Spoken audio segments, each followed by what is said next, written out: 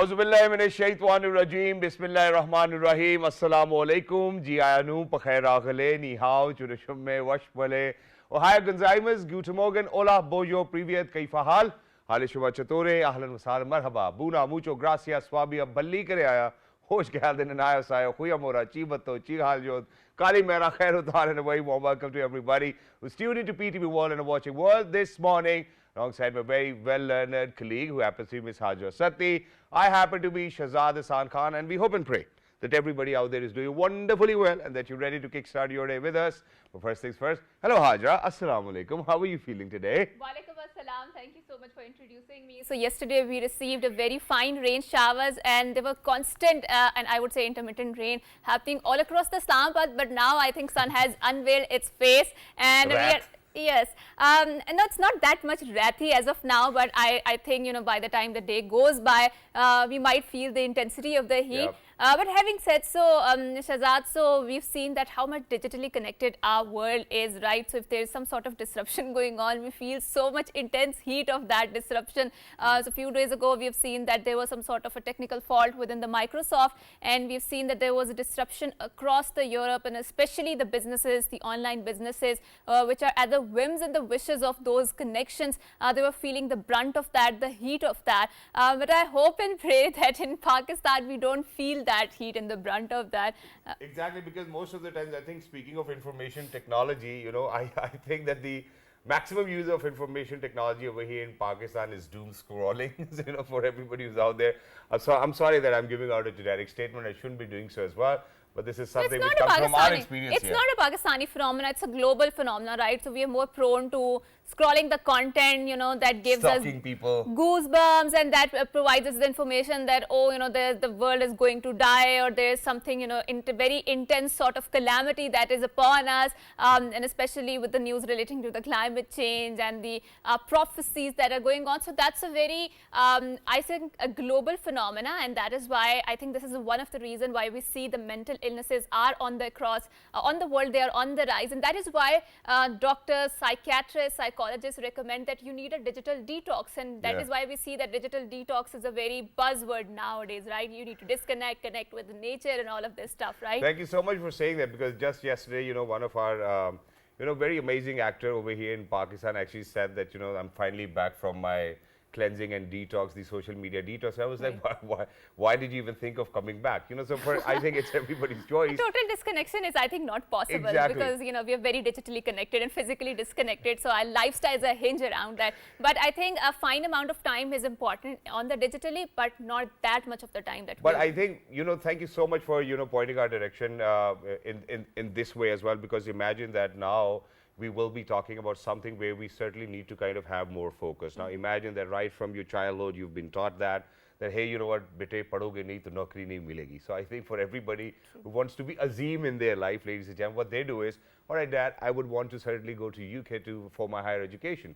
Now, imagine it's not just United Kingdom, imagine it's Canada, Australia, all over the world, wherever you may want to go. And we have seen how people in the past have been going, but not everybody gets lucky to get to work over there so that they can send in pounds in terms of foreign remittances for the country. But imagine, ladies and gentlemen, today, alhamdulillah, we've come across somebody who was so smart and actually formulated such an amazing strategy for people who wanted to go abroad and study that, you know, I was flabbergasted when I actually got to hear about this. Imagine that you do not have to pay for your IELTS test.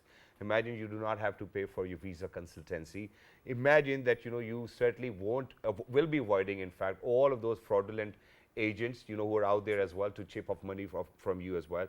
They won't be asking any money from you. All you need to do is transfer money from all the State Bank of Pakistan channels, which means that with this will directly be going to the universities as well. So imagine that. I never knew that there's such a system actually is available for Pakistanis who are out there as well. We're very lucky that we've actually been joined by the founder of that amazing company as well. Ladies and gentlemen, so without any further ado, to kind of more dwell on it, imagine that for each and every child who's out there who wanted to go abroad to study, because summer vacations, everybody's looking after the admissions right after their A-levels or probably matriculation or FSC. Ladies and gentlemen, without paying a single penny for them, for the kind of services they provide. We're very lucky that we've actually been joined by somebody who happens to be an educational and financial consultant, and she is Miss Birjis Qasim. Hello, assalamu alaikum, good morning. Walaikum assalam. At the very outset, I'm honored by your introduction. Thank you so much for inviting me. And I think players absolutely asked that we have you on our show. So, Ms. Birjis, we've seen that there is an increase in the activities, and especially students who wants to go abroad.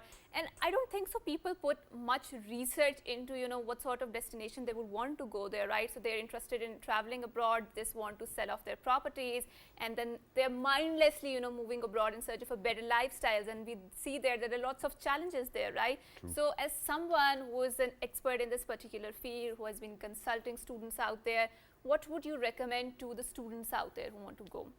Precisely as you mentioned, research is important and the most significant impact that it would do on your future life, be it academics or work. So you need to evaluate on the actual profile and understand, do you want to go abroad to actually do a master's, improve your academic career, or would want to be settled at a later point?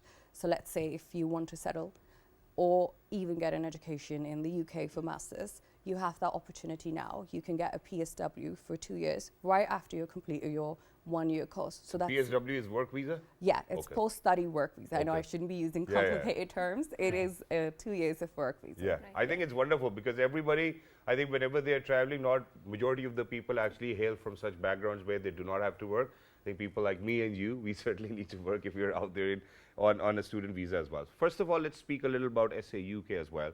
How did you come up with this idea, Vic? Because for a longer period of time, we have seen that the practices have been such where people were paying for their IELTS examination almost after every 2 years. You know, there was agent consultation fee, and then, you know, they will prepare your case and whatnot. How did you come up with this idea that, you know, that, for example, if I want to study abroad, you will get me a number of universities because you're partners with them, then you will pay for my IELTS test as well, then you will pay for whatever consultation I need, you will pay for my visa consultation as well. So how did you come up with this idea? And how is your work different from the agent consultation, just for, you know, better Yeah. understanding of our audiences? So I'd come back to all your 4 questions step by step. So how Sure. did I get into it and what was my interest? So basically my family runs an exchange company and we were already quite familiar with the telegraphic transfer process, which is how do students send their fee abroad? Obviously, we follow the state bank's regulation and due diligence that we have to do on the students. They need to have their passport, their offer letter, and the bank statement that they'd be using. So these are the financial documents they required. I saw that there was an issue with students struggling to provide the right documentation. Okay. Their agents were not guiding them, in fact, were misguiding them. We had such good compliance at our exchange company, W Exchange, that we highlighted that there's a problem in this sector. We did even discuss it with State Bank and realized that we need to contribute towards the noble cause of education. Education surely is an investment that we believe we need to do, Okay. and therefore we're providing these scholarships to students, and it's a complete separate program from the exchange companies now. It's a separate one company. It's a Manchester-based company, and it was established in 2006. So you have a background of exchange company anyways as well. I think if I'm not wrong, it's the AAA exchange company. So is it because of your experience from the exchange company that you've brought into, you know, how you're offering scholarships to all of those students who want to study abroad? Or is it a different idea or a unique idea? Absolutely, altogether? yes. Because I am from an exchange company background, I understand the essence and the importance of documents, financial documents to be precise. I have been hearing these words, what is due diligence, what is enhanced due diligence, you would need the passport, you would need the bank account details and everything, and I understand how crucial it is. Therefore, I also realized that because I've studied in London and there are many people who were asking me, how did you get your admission, how did you get into Queen Mary, how did you do your master's? I realized that this sector of the market is more interested, instead of people asking me the rate for dollar or pound, they were more interested in how did you go to the UK and how did you complete your studies? So I thought this could be a sector that I could jump in. Yes, so let's put it this way. Do you think, because of the fact that that's your work, so I do not want you to kind of just say it out loud that, hey, you know what, it's favorable. Do you think it's favorable in today's time and age for people to go abroad and study? Do you think that it will benefit them because of the work visa that they will get? Yes. So if you look at your academic profile, why do you want to go abroad? There's a list of QS rankings. सैर So करने जा। obviously, पढ़ने की बजाय सैर करने जा। I have known so many friends of mine who went, got their admission in the university, didn't do a degree, came back after 5 years. And their parents was like, "What have you done?" Nothing. Yeah. I think there is a charm in exploring new worlds, right? So please go ahead. But not but on an don't do it educational at the visa, yeah. expense of your True, parents' true. hard-earned money. Yeah. Right. I would suggest that obviously, if when I was looking for universities, I wanted to go to Oxford and Cambridge. We call it Oxbridge in London. Then I went to the top law school. I was very academically focused. I wanted to excel in my legal career. Therefore, I got rehired at my at the exchange company that I was working. I was working in the corporate sector. I still am in the legal department for that company. So obviously, your academics would outshine your career, and especially if it's from the UK. I had experience of FCA, and I could suggest new policies or recommendations to State Bank. Yep. That's on a personal level how your academics help in your career. My career is legal, and it did help. Not just the career boost that you get, but if you want to work abroad, it's the exposure, it's the international rankings that you get yourself familiar with. And obviously, if you invest in yourself at the peak years, the students are trying to go at the age of 20 and 24. So it's our role that we should help the youth in I think achieving. it's great. Yeah. I think that's important, that we also need to enlighten our audiences when we talk about the profile analysis, because when students, when they are completed their A levels or O levels, or they're aspiring to go abroad, because obviously having an education, a degree from the abroad has its own perks and privilege, and it's charming. I mean, we wouldn't deny that. So what is one of the most important thing that you would recommend when you are doing your profile analysis, and someone who's doing his OA levels, what sort of I would say pre-homework that they need to do in order to in order to get selected for the abroad? Prerequisites. So the eligibility criteria for top ranked universities, if you're looking for 100 top ranked universities, it has to be straight A's. So all those who are thinking that you can Not me. so obviously there's marking criteria, which is the first eligibility criteria, but that doesn't mean that we've only 100 universities in the world. There are obviously thousands of them. I'm not discouraging those who've probably scored a B or a C, or let's say less than 70% marks in their HSC. They all should definitely do better than they could previously. It could be because of many reasons. It could be COVID, family, personal reasons. I think academics give you a second chance in your undergraduate and your master's program as well to improve what you couldn't do in your OA levels. Students are quite young and they're not guided well. In my case, I had my family supporting me and guiding me and teaching me the importance of grades, and that would be a prerequisite. That may not be the case. Therefore, they're educational consultants telling you the eligibility criteria of this is the set score that you would require, or this is the English language score that you would require to qualify for a university. Yeah, and in addition to that, obviously, so we do get along because, these days a lot of people are looking for their admissions into the medicine schools as well, and then engineering.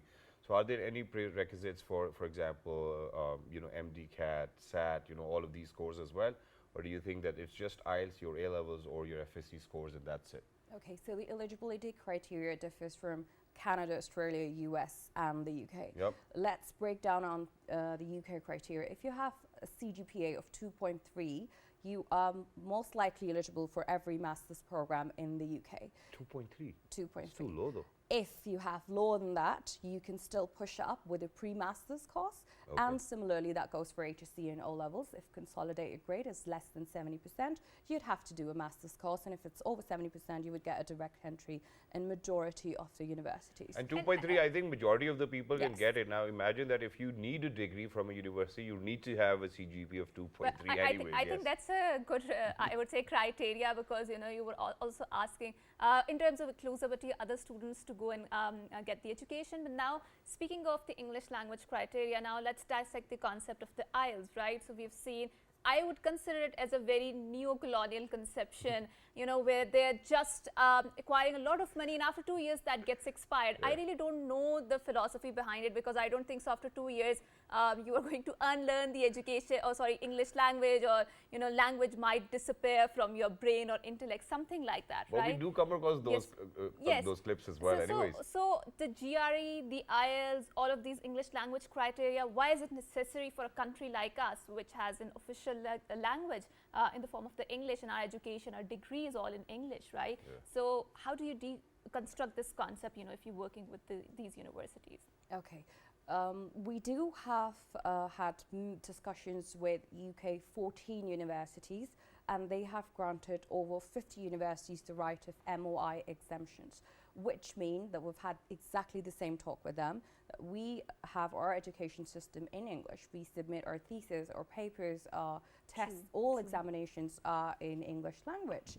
Not only this, but our official language and all documentation of the country is in English. So we need to be given that upscale benefit of people living in English-speaking countries.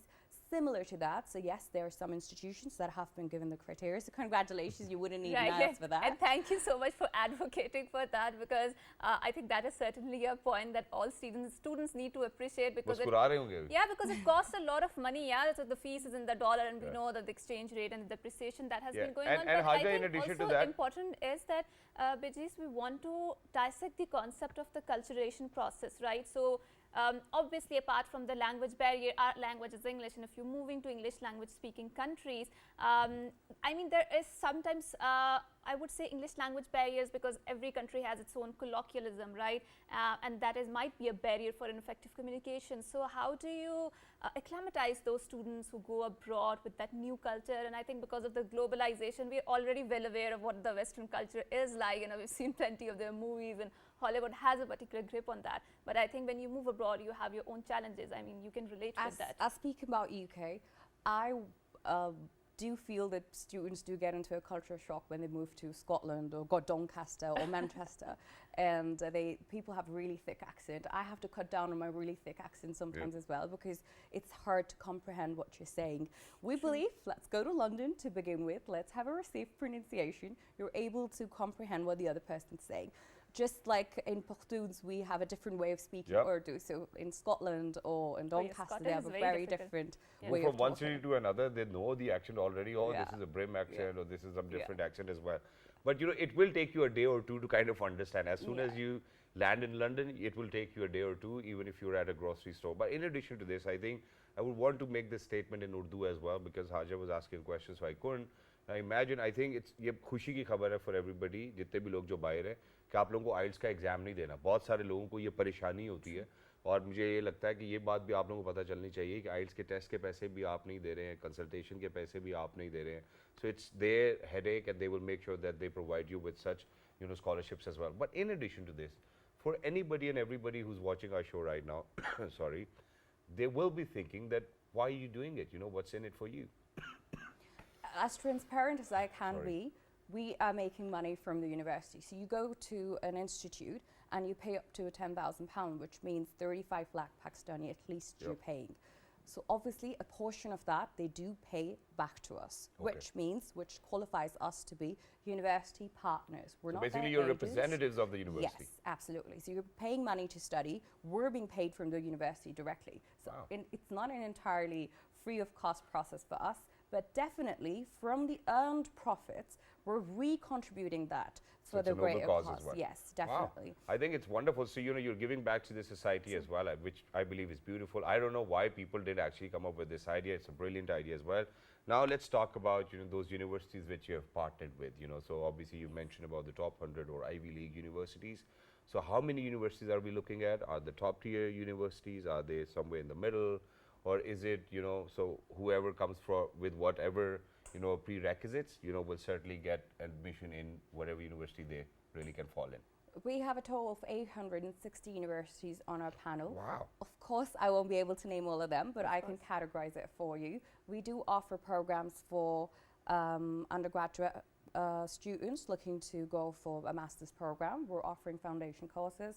We're offering even school facilities to very young students who need a garden visa. Not only this, but a double master's. So let's say you've studied in the UK and now you'd want to do another master's. So we do cater back to the home students, we call it. So if we have our office in Manchester and you can come back to our office, you want to do another degree while you're here in the UK or any other country.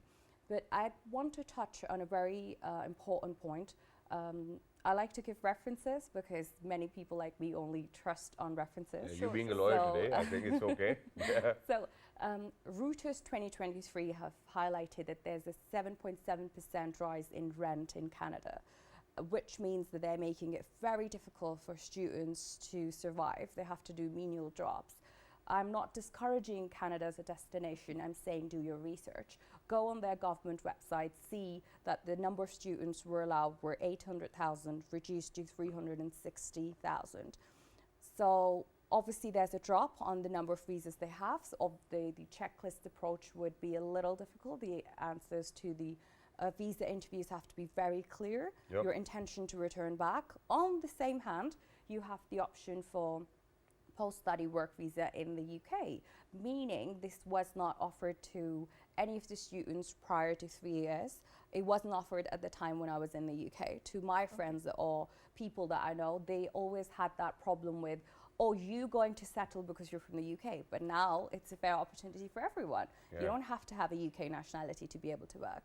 You can do your degree in 1 year and then get a 2-year work visa. PSW, right? Not only this, if you're lucky enough, you can get a tier 2 as well from the companies that would like to sponsor you. And definitely white collar jobs are sponsored. Yeah, and the best part over here is now imagine that, you know, because they were putting up your case, they have their office over there wherever you will be studying, and you can still go and, you know, kind of speak about whatever issues you're facing.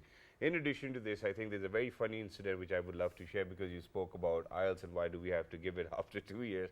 Now imagine just 2 days ago, somebody called me up and they said that, hey, you know what, do you have somebody who can appear in place of my wife for the IELTS examination? I got the same call. Yeah, I had the same experience. And I was like, yeah, what are you doing? Oh yeah, you know what, they're not giving us, you know, visas and whatnot, so we really need to apply for a job and whatnot. So I was like, hey, you know what, it's better to learn, send her, you know, to a university so that she can learn or communicate as well. Now, in addition to this, so you've sorted our IELTS examination, you've sorted our admission, you've done the visa consultancy, but the visa gets rejected. Now what happens? Okay. Before we apply for a visa, we have a team of 86 staff. We call it the internal QC, quality check. Wow. We would analyze an application just as it would be analyzed at your visa consultant offices. So we do check the number of visa rejections, if any candidate has that. What were the reasons? Is there a ban or is just a refusal? Bank statement authenticity, all related financial documents. So let's say your home address is mentioned on the bank. We would even ask you to share your property details with us to verify further. We'd do the additional checks on your profile. Since we are not the agents, our name would also be pulled into the fraudulent visa rejection. So we would not send your visa application unless we are at least 98% sure. So you do your own pre-screening as well? Yes, because you happen to be partners. And God forbid, if somebody's not eligible, you know, they were so keen to go, do you just tell them straight on their face, hey, you know what, you're not eligible, go do this, come back later, and we might be able to help you? So me coming from the UK, I've learned one thing, how to simply say no. If you're not eligible, it's a no. Exactly. And having 86 people for quality check means how many applications per year? I'm sorry that I'm asking you a very personal question. We have a daily ratio of 150 applications daily, which means that they would be getting their offer letters, but just around 50 applications daily would be sent to the embassy, depending on, let's say I've given you the UK criteria for that. We've already 10,000 visa granted for this year if you're interested in that. Right, and thank you so much for highlighting that. And like you mentioned, so there are a lot of people who go to England in search of the better job opportunities, and because the degree offers them a pathway to that, right? So when we are done with the degree, right, how good are the opportunities to integrate into that society in terms of the job market that I'm seeing, right? Because I mean, grass is always greener at the other side, right? And then people have the fancy dreams, and when they're not able to fulfill that, I mean, so what is the actual situation there? You know, are you able to land in a good jobs like you're calling it? Okay. Any job would require you to do an interview and to know exactly what you can do and add value to the company. So I would not say in the UK it's easy or difficult. It depends on your individual profile and how hard you've worked for that interview. Just as any other job that you're looking for in Pakistan, we can't say that jobs are difficult or easier, the grass is greener on the other side. It depends on how hard you've worked. Again, quoting a report, if you look into ASE or educational report, you would understand the depth of education. Yes, we're talking about how wonderful it is to get and study abroad, but let's not forget 26 million students are still out of school. That's true. And that's a worry we should all have. Then there's a youth bulge in our country. I would not be too worried to send them abroad, but I'd be worried to at least send them to school. Exactly. Thank you so much for saying that, and it you know, perfectly wraps up the conversation as well. But very quickly towards the end, for our people in 46 different countries, how can they get in touch with you, SA UK? So, you know, if there are any email, phone numbers, please give them away. Yes, so you can contact us 0339 200 0002. I'd repeat that for you. 0339? 200 0002. So that's that's the easier. mobile number. I think it's 2 penta 0. Yes. Yep, and 2. 2. Yeah, that's it. Thank you so much, Ms. Thank you so Ms. much. Majeez, for being with us. Lovely Thank to be you in so much. conversation with you, and thank you so much for, you know, the noble side of it, this entire project, and it will work wonders for people who are out there. Now imagine that me and Haj have always spoken about that this is not brain drain for people to go out, because imagine that the only human resource that we can capitalize on is human resource. Let them go outside and let them send a lot of pounds and dollars in terms of foreign remittances. We are at $32 billion as of now every year, but we have somebody who will be speaking in favor of, you know, to stop brain drain. Well, you know, I think that'll be an interesting conversation, ladies and gentlemen. After a short break, we will be joined by a professor from our university over in Pakistan. Let's see why he's saying that it's not good to go outside the country to work. Good morning.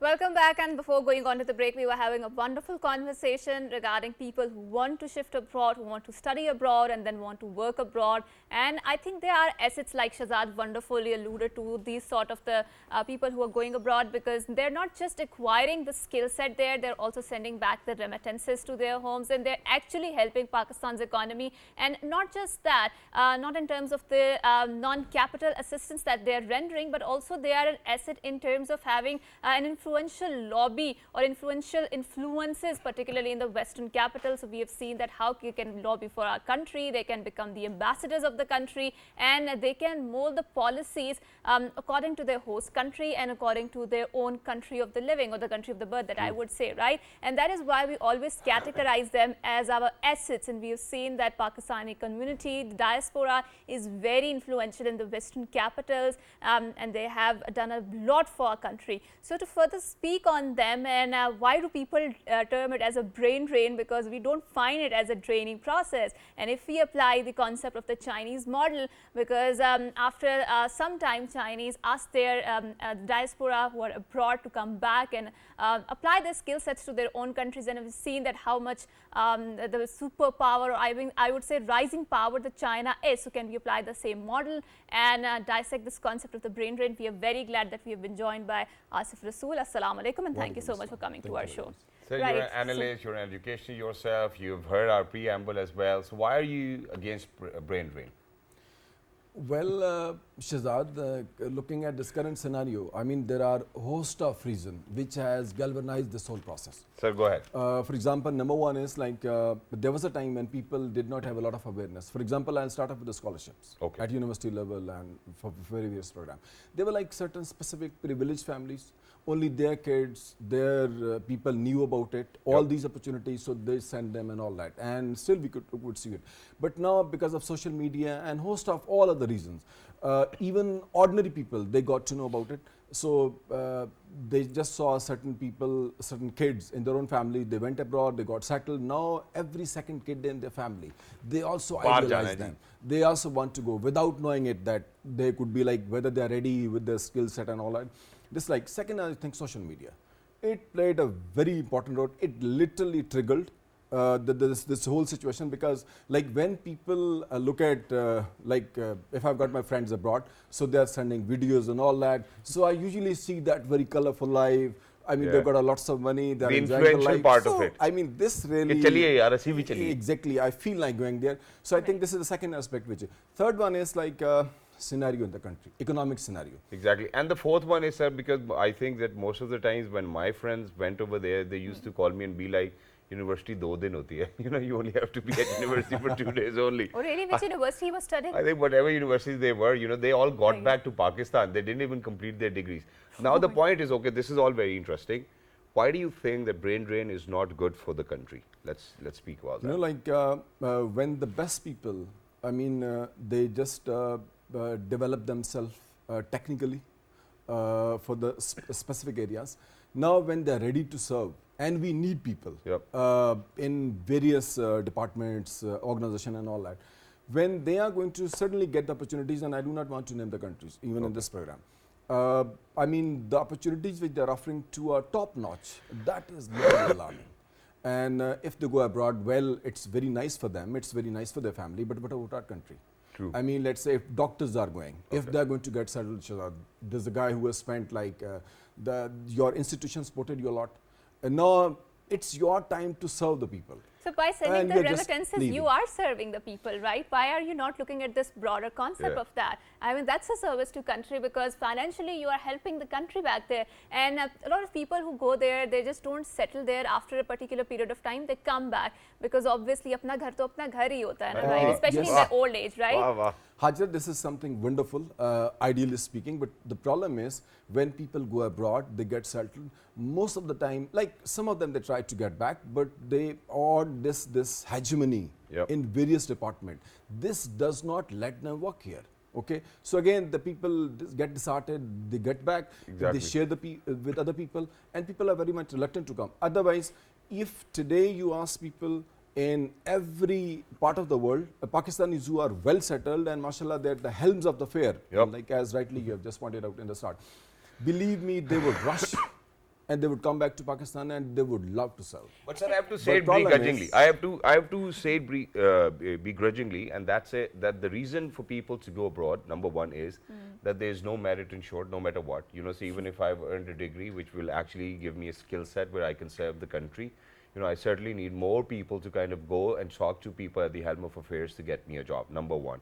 Number two, I won't be paid the same amount that people are being paid globally. Number three, you know, if I am to serve over here, I will have some sort of political pressures on me, you know, may it be within the organization or outside the organization. The environment will get toxic at some point of time. There will be no job security. There's so many issues if you go on. There will be no career development. You know, you will have to run after HR and whatnot. Why do you think that people then will have to or decide to stay in the country and serve the country when the country is not going to give them any benefit? And I'm sorry, I've used the term begrudgingly that I have to say that, but this is the harsh reality. On the contrary, what me and Hajra think is that it's best, because the only resource that we can capitalize on as a nation is human resource. We are big at that. You know, we are a big population, 220 million people. Rather, if we go abroad and send foreign remittances, that's the only thing that we can help the country with as of now. All right. Very good. I appreciate this. Thank you so much. Do we have any limit for that? What? I mean, I don't Do think... we have any limit? That, I don't think that... Why do we if you are need to just fix going a limit to- in the first place? I mean, if you're going to send all experts like highly skilled people out, what about our country? I mean, what about our why can't hospital? we What about replicate our the- education sector? why What can't about we our developmental sector? I'm sorry. Why can't we replicate the Chinese border? Because a lot of people went outside, the Chinese went outside the China, they went to a lot of Western capitals, they learned the technology there, they came back, they contributed because the state sort of patronized them, they gave them a high-paying jobs there, right? We better properly read that model.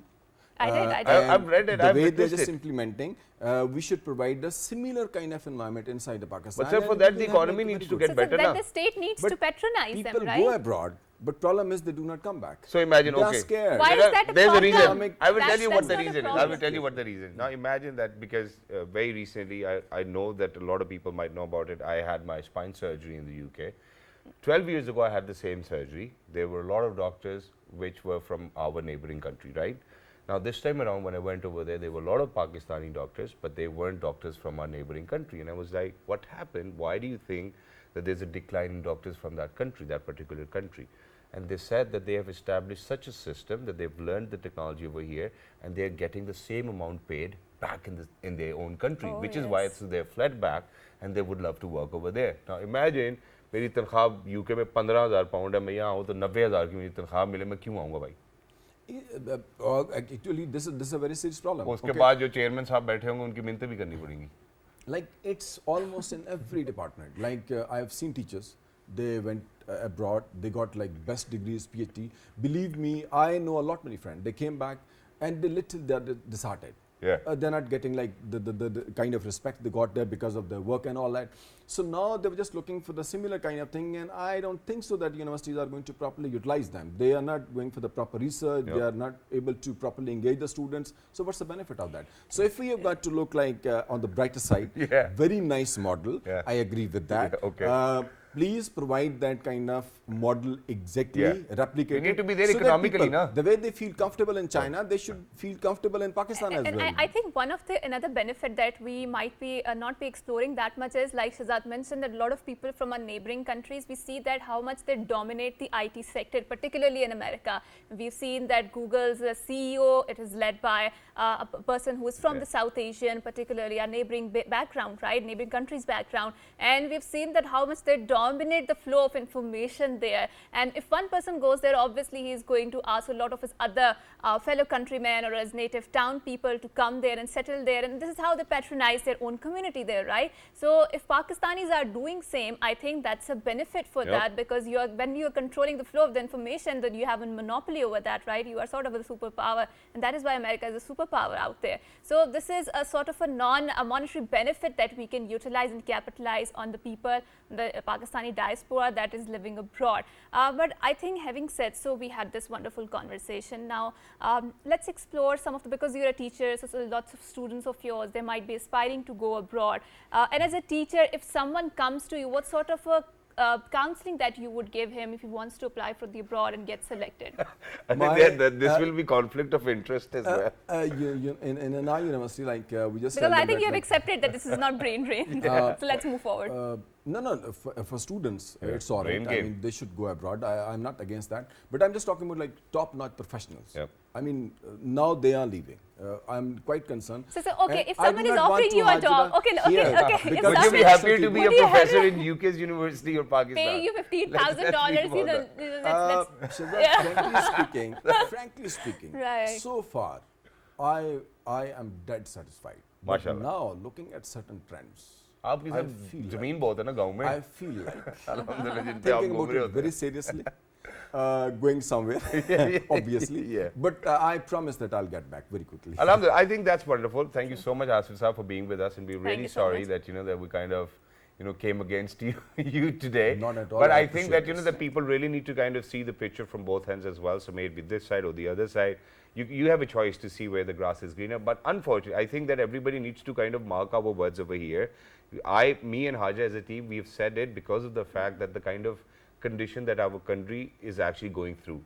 Now imagine if we were economically prospering, or if the economy was getting better, if we were in the top 20 economies, things would have been different, and we would certainly say that, okay, you can work over here because you get paid and the environment's similar. It's not. Till the time it gets to that point, I think to get to that point, we need more foreign remittances. I think that's what we were talking about. But thank you so much, sir, for being with us. Lovely to be in conversation with you. And until next time, ladies and gentlemen, look after yourself. It's your choice. Whether you want to go abroad, work over there. But the only thing that you're responsible to do as a Pakistani, send some money back. That will help the economy. Right. And 1, 2, 3, and that's a good morning. Good morning. Have a great day.